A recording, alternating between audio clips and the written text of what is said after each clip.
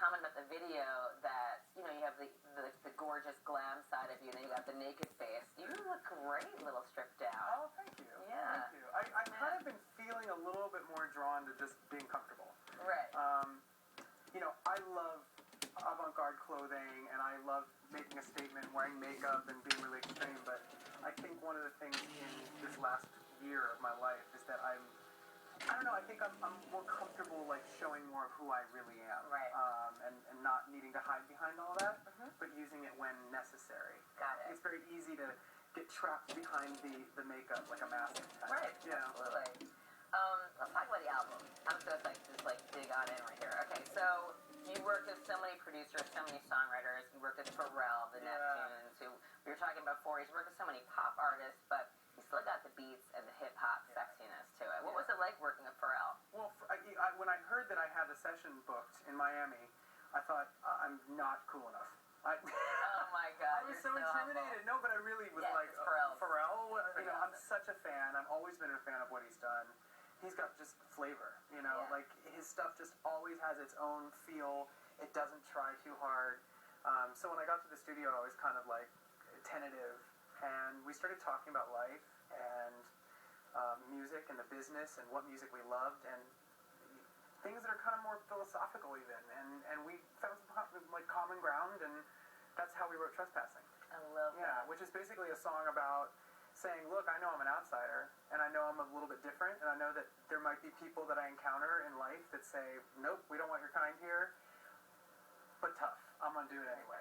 And it's kind of like an anthem for anybody that feels different to kind of march through and feel confident. Absolutely. Yeah, I like it. Cool. And Pharrell helped me kind of find the way to say that. I think that'll reach even more people, which is exciting. People don't realize when you kind of go into like a session with someone, it's a chemistry, because you have to have that creative chemistry. So I'm glad it worked out for you guys because we got Trespassing. Huh? Yeah, and that's what I did. I didn't know what it was going to be like, but he's so cool and smart and just his instincts are really amazing too, because he doesn't really second guess anything. Right. He like the minute it comes out, he's like, that's it. He's like, that's it. You know, and he'd be happy with the first take of a lot of the stuff we did, and I'd be like, really? You want me to do that again? I think I could do better. And he's like, no, man, it's fine. He's like keeping it real. Yeah. Don't overanalyze. Yeah. Which I learned a lot from that from him on that one, and I think that's why he is who he is. Yeah. He trusts that. Yeah, he's got it down. Pharrell's got it going on. Yeah. I want to talk about the sound of the album. Yeah. I have heard it's somewhere between Nine Inch Nails meets George Michael, which I think is perhaps the best two comparisons I've ever heard ever. There's shades of that. There's shades of, I think there was some Michael Jackson influence in there, especially when I was working with Pharrell. Right. I think that working with him was kind of the first step in realizing that I wanted to go a more funk sound with everything. There's some old school funk, there's some like house music kind of funk, and it's all kind of done in a very like pop electro kind of way. Yeah. So it fuses together a bunch of different styles.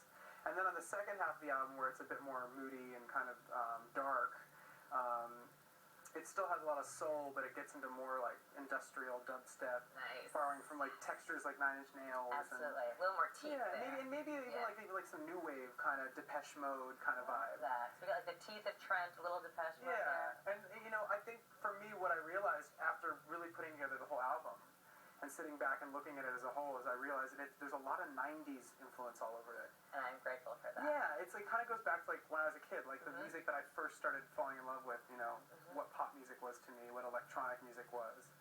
So hopefully people of our generation will be like, oh, okay. The 90s, I'm fine. Renaissance music for all genres. Yeah, and then you know, I think, you know, younger kids too right now are gonna, music just makes you shake your ass. So, right, sure. So it just feels good. A little 90s, little dance beat. Yeah, Bring it. Come on. Yeah. I'll be right back with more from Adam Lambert after the next video in our countdown from yet another Top 100 Sexy Beats host, Flo Rida. Check it out.